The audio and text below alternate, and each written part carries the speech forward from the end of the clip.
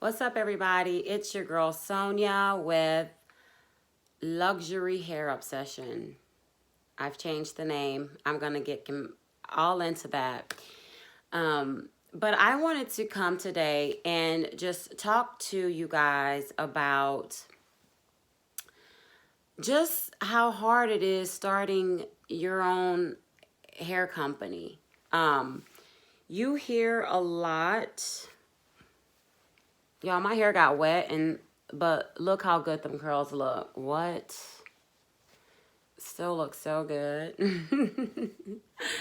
um, no, so I wanted to just talk to my other entrepreneurs out there, my other ladies that maybe you are interested in starting your own hair company, because there are a lot of videos out there about owning your own hair company and how they made $60,000 in the first year, or how they made $5,000 the first month they were open, and all this other stuff. And I don't think there's enough information out there in regards to just how difficult it actually can be starting your very own company. Not to say that it's not rewarding, because it is. It actually allows you a lot of freedoms, actually, financial freedom, and not complete financial freedom in the beginning, don't get me wrong, but you can make money selling hair if you put your mind to it. So this video is going to be about the struggle, okay? Because I just want you guys to be informed. I want the people that, if this is something that you're really passionate about, like myself, if you're really passionate about hair, then it is something that I think you will be really, really good at.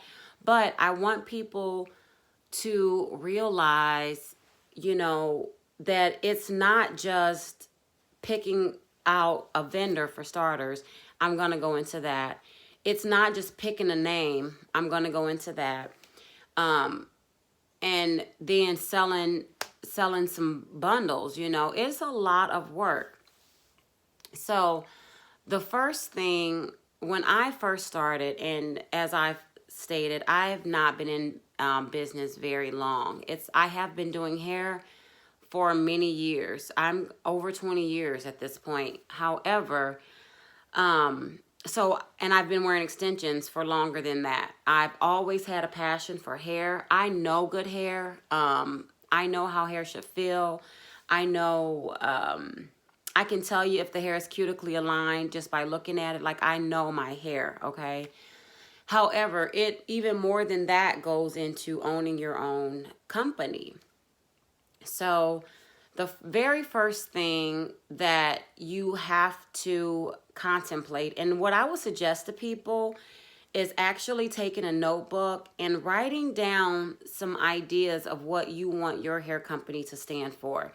And you hear people say that a lot, and a lot of people, myself being one of them, you just gloss past that because you're real quick to just choose a name and then you go with it. And that's not always a good idea, you guys, because first of all, you need to do your research. You want to make sure that there's not another hair company out there that has a name like yours, and that's been in business longer than you, because more than likely, they're already higher up on the search engines than you also. And those of you that don't know what I'm talking about when I'm talking about the search engines, so and the SEO and the optimization. So you can either pay for optimization, or it's something that you can do on Google yourself. But basically what it is just making sure that your company is visible. So if someone types in on Google hair weave, how high are you in the list that first comes up on Google? Okay, that's what I'm talking about.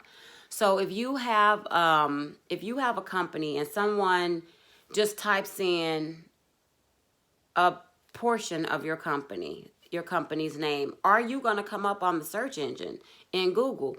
or is a company that's been in business longer than you, that's higher up, that's got more spiders and all of that stuff working for them.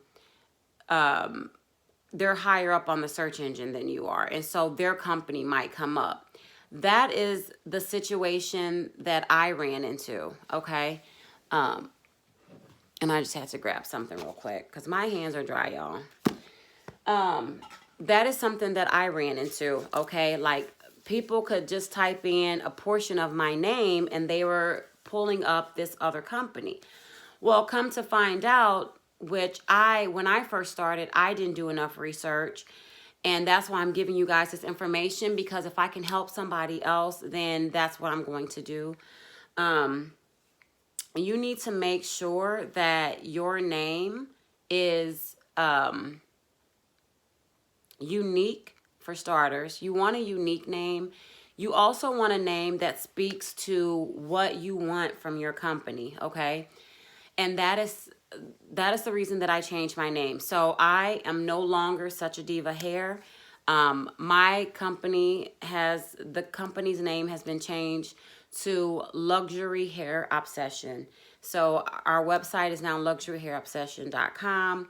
It's a name that I toyed with for a little while before I changed my name, but I love the name because it speaks to what I want for my extensions. It speaks to what I want people to feel when they're wearing my wigs, my frontals, and my closures, and my bundles. Like, I want people to feel like they're drenched in, I want them to feel the luxury that is my hair. And so that is why I changed the name of my company. I completely rebranded everything. And so that cost money. And that's another thing that I want to talk to you guys about. That is the reason that it is so important. And I'm not telling you guys, I'm definitely not saying wait months on end to make sure that you have everything perfect, because there's never going to be a perfect time, you guys, to start a company. But just make sure you do your research, first of all, on your name. Make sure it's a name that is not similar to another name, another known company out there, because your traffic could possibly go to them. And you are hurting yourself. Like, you're not, as a small business owner, you need to understand that you're not competing with just your local mom and pop shops. There are so many, for myself, there are so many hair vendors out there. And so I want to make sure that I am, my branding is for people that are local, that want luxury hair, because your hair is not going to be for everybody. And that's another thing that I'm going to go into. And so you want to make sure that you are really targeting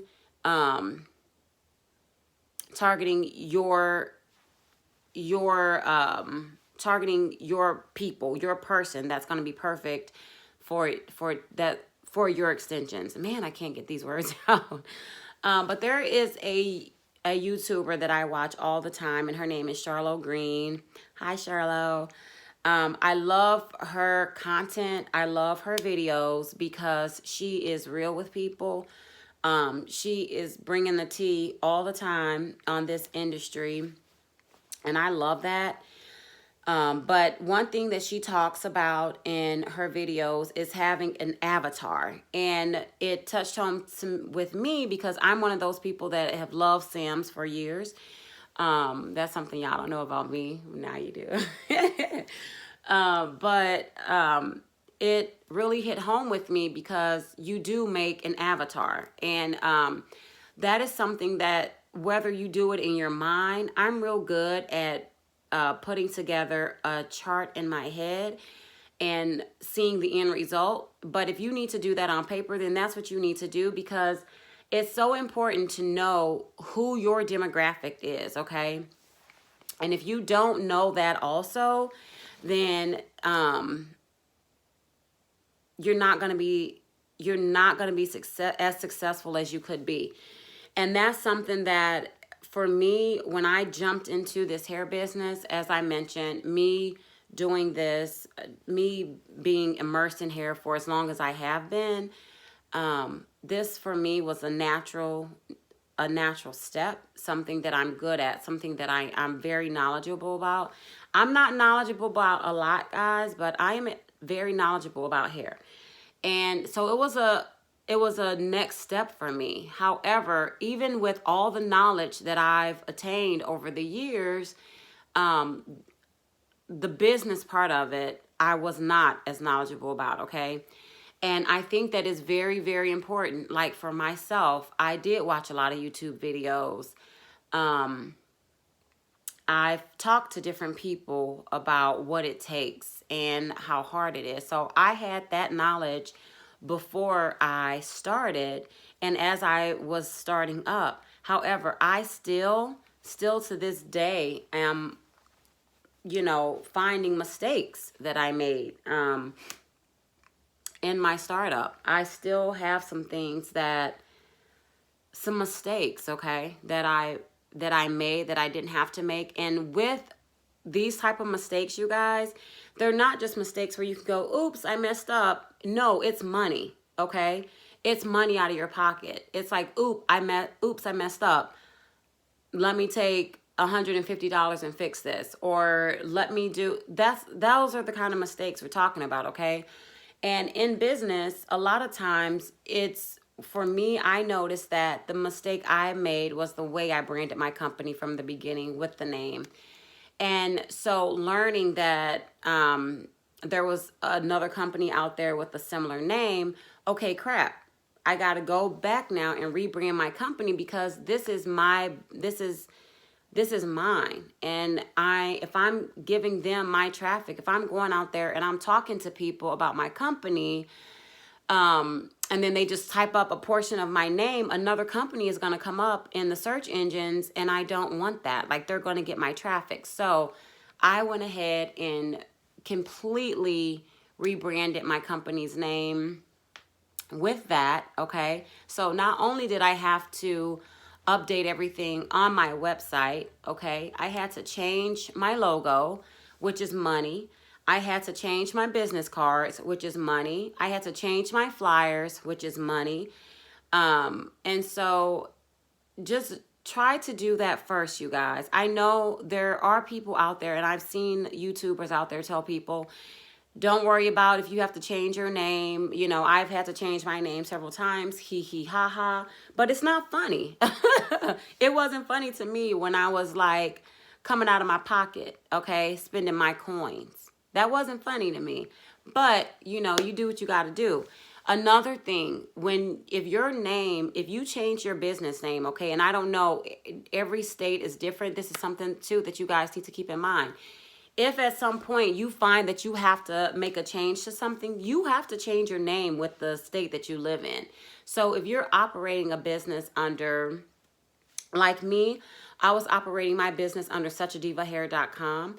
When I decided to take that leap and rebrand my company, I had to go to the state and close that business name, okay?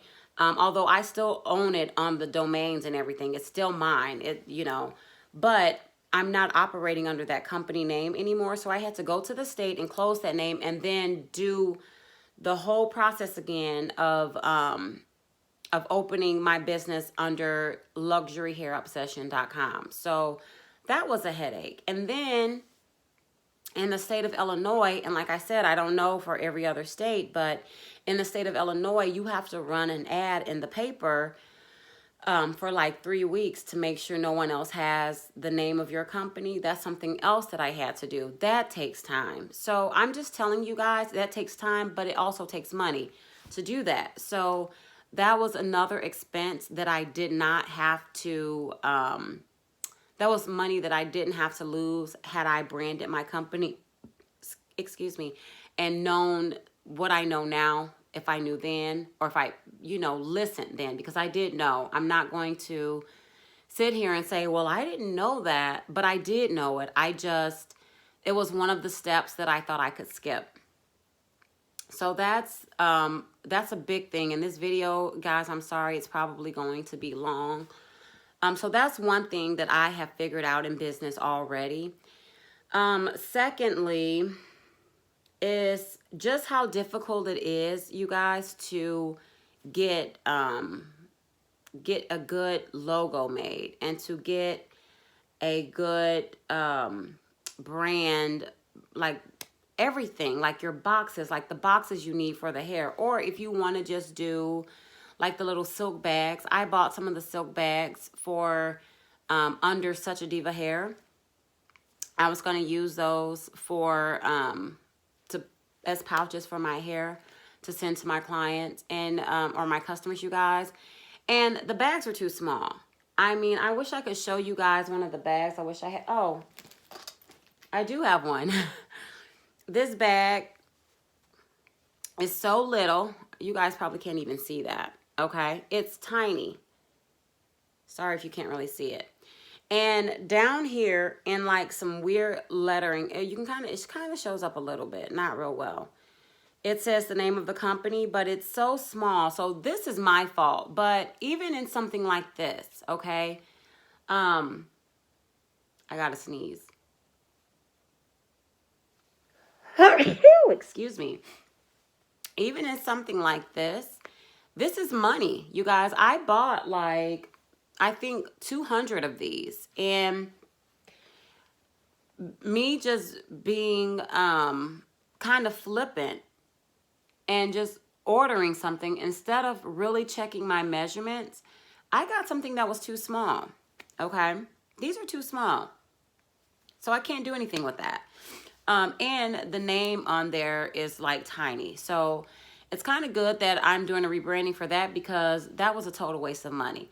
But that's money. That's my business money, okay? And I have separated my business money from my just my own funds, because that's not, I'm really getting into the mindset that that's not my money. That's the business's money. But I am taking the business's money from clients, and I'm putting it back into the business. So the problem the thing that I don't like though is that I've wasted some of the company's money, because now I've had to rebrand. So if you guys take anything from this video from me, I'm sorry, like my allergies are so bad right now, you guys. It's crazy. So if you take anything from this video at all, please take your time and get your branding right first, because, and I'm talking about your logo, I'm talking about the name of your company, those two things, and of course buying your domain, like getting your website up. Like if you do those things first, you're going to be off to a better start. So that's what I would suggest right off the bat. And I think that's all I'm going to share for this video, because it is getting long. But I, at some point, am going to put together too. Oh, and I want to mention this also, okay?